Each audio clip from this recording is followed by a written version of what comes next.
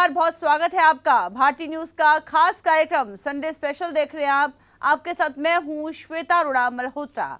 नरेंद्र मोदी के नेतृत्व में भारतीय जनता पार्टी और देश की सियासत एक बार फिर से चर्चा के केंद्र में है। बीजेपी में 75 साल की उम्र में रिटायरमेंट का अघोषित नियम और पीएम मोदी के भविष्य को लेकर उठे सवालों ने राजनीतिक गलियारों में हलचल मचा दी है। क्या राष्ट्रीय स्वयंसेवक संघ यानी कि आरएसएस उनके उत्तराधिकारी की तलाश कर रहा है, या फिर मोदी इस बैरियर को तोड़कर 2029 तक देश का नेतृत्व करते रहेंगे? आइए इस पूरे मामले को विस्तार से इस रिपोर्ट में समझते हैं। पहला सवाल तो ये है कि पीएम मोदी के रिटायरमेंट का मुद्दा कहां से उठा। दरअसल इस चर्चा की शुरुआत 30 मार्च 2025 को हुई, जब प्रधानमंत्री नरेंद्र मोदी नागपुर स्थित आरएसएस मुख्यालय पहुंचे। वहां उनकी मुलाकात संघ प्रमुख मोहन भागवत से हुई। इस दौरे को लेकर शिवसेना के नेता संजय राउत ने एक सनसनीखेज बयान दिया। राउत ने दावा किया कि पीएम मोदी इस साल सितंबर में 75 साल के हो जाएंगे और वो अपने रिटायरमेंट की योजना पर चर्चा करने के लिए संघ मुख्यालय गए थे।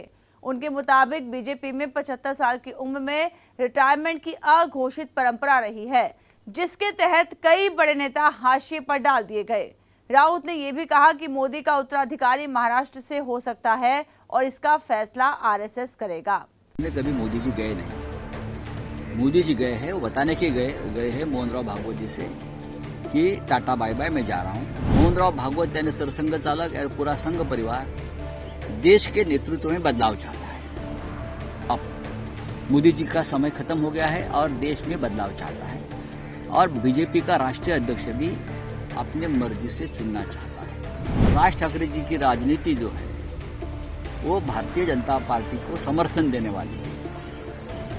मराठी मानुस हमेशा शिवसेना के साथ रहा, आप उनको ही तोड़ना चाहते हैं और तोड़ने वाले भारतीय जनता पार्टी है, तो जो बीजेपी के साथ रहेगा वो मराठी मानुस का दुश्मन रहेगा। इस बयान के जवाब में महाराष्ट्र के मुख्यमंत्री देवेंद्र फडणवीस ने 31 मार्च को तीखा पलटवार किया। फडणवीस ने कहा कि पीएम मोदी के उत्तराधिकारी की तलाश की कोई जरूरत नहीं है, वो हमारे नेता हैं और 2029 में भी हम उन्हें फिर से प्रधानमंत्री के रूप में देखेंगे। हमारी संस्कृति में जब पिता जीवित हों तो उत्तराधिकारी की बात करना अनुचित है। ये मुगल संस्कृति है और अभी इस पर चर्चा का समय नहीं आया है।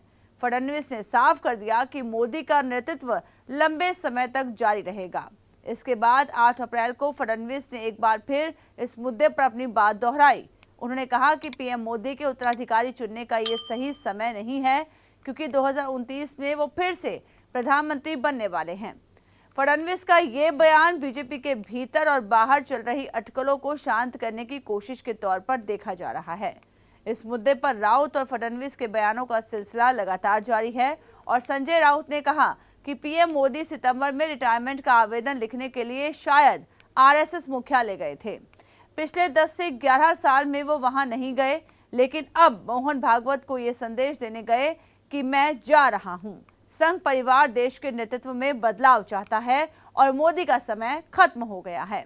उनका उत्तराधिकारी महाराष्ट्र से होगा। वहीं इस बयान पर अगले ही दिन देवेंद्र फडणवीस ने पलटवार किया और कहा कि 2029 में भी हम मोदी को प्रधानमंत्री के रूप में देखेंगे। उनके उत्तराधिकारी की खोज की कोई जरूरत नहीं है, वो हमारे नेता हैं और बने रहेंगे।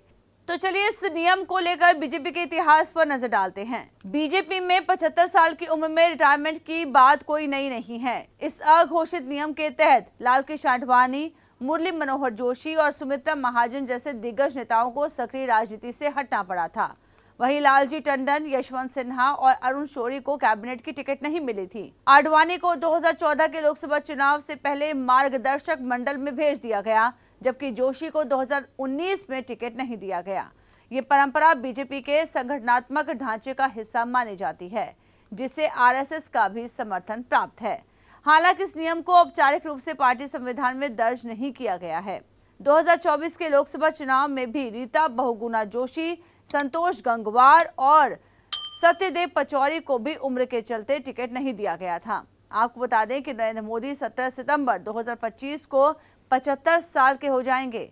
ऐसे में सवाल उठता है कि क्या यह नियम उनके लिए भी लागू होगा। विपक्षी नेता खासकर संजय राउत और पहले अरविंद केजरीवाल इस मुद्दे को बार बार उठाते रहे हैं। लेकिन बीजेपी के शीर्ष नेतृत्व जिसमें अमित शाह शामिल हैं, उन्होंने साफ किया है कि मोदी के लिए कोई उम्र की सीमा लागू नहीं होगी। शाह ने 2024 के लोकसभा चुनाव के दौरान कहा था, मोदी 75 साल के हों तो भी उन्हें हटाने की जरूरत नहीं। ये बीजेपी के संविधान में कहीं नहीं लिखा। तो इस बयान से क्या ये समझा जाए कि मोदी के आगे टिकने वाला कोई चेहरा बीजेपी के पास नहीं है, या फिर बीजेपी के लिए नरेंद्र मोदी सिर्फ एक नेता नहीं बल्कि एक ब्रांड बन चुके हैं, जिनकी लोकप्रियता, करिश्माई छवि और जनता से सीधा जुड़ाव पार्टी की सफलता का आधार रहा है। बस अभी 12th खत्म हुई थी और अब आधे से ज्यादा टाइम ये सोचकर निकाल देते हो कि which career to choose. Well, in that case I got you covered. ये वीडियो एंड तक देखना, क्या पता I will just make up your mind. You must have thought of कोई बस ऐसा कोर्स मिल जाए जहाँ अनलिमिटेड जॉब ऑप्शन हो, क्योंकि मैं भी यही सोचती थी, जैसे कि journalist, news anchor, radio jockey, screen writer, video editor, event manager, graphic designer, cinematographer, director, public relation officer, entrepreneur. In fact इन सबसे भी ज्यादा जॉब ऑप्शंस चाहिए। तो just choose BAJMC as a career.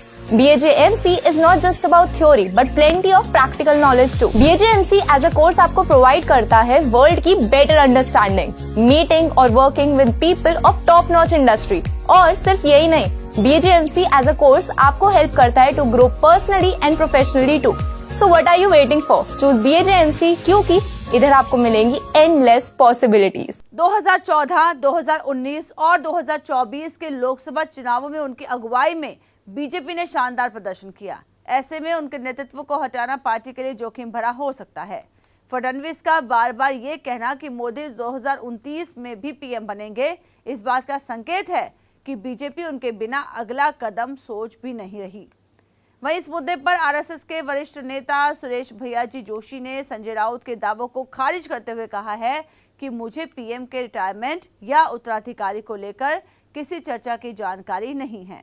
संघ ने हमेशा बीजेपी के फैसलों में पर्दे के पीछे से भूमिका निभाई है, लेकिन मोदी के मामले में उसका रुख साफ नहीं दिखता। कुछ विश्लेषकों का यह भी मानना है कि संघ बदलाव चाह सकता है, लेकिन अभी ऐसी कोई ठोस संकेत सामने नहीं आए हैं। तो फिलहाल पीएम मोदी के रिटायरमेंट की चर्चा सिर्फ अटकलों पर आधारित है। संजय राउत के बयान ने इस बहस को और हवा दी है, लेकिन फडणवीस और बीजेपी का रुख साफ है कि मोदी लंबे समय तक नेतृत्व में रहेंगे। अगर मोदी 75 साल के बाद भी पीएम बने रहते हैं तो ये बीजेपी के इतिहास में एक नया अध्याय होगा। दूसरी ओर अगर वो रिटायर होते हैं तो उत्तराधिकारी की खोज में आरएसएस और बीजेपी की भूमिका अहम हो जाएगी। ये सियासी ड्रामा भी जारी है और इसका जवाब समय ही देगा। लगातार अपडेट्स के लिए आप बने रहिए भारतीय न्यूज के साथ। मुझे फिलहाल के लिए दीजिए इजाजत। नमस्कार।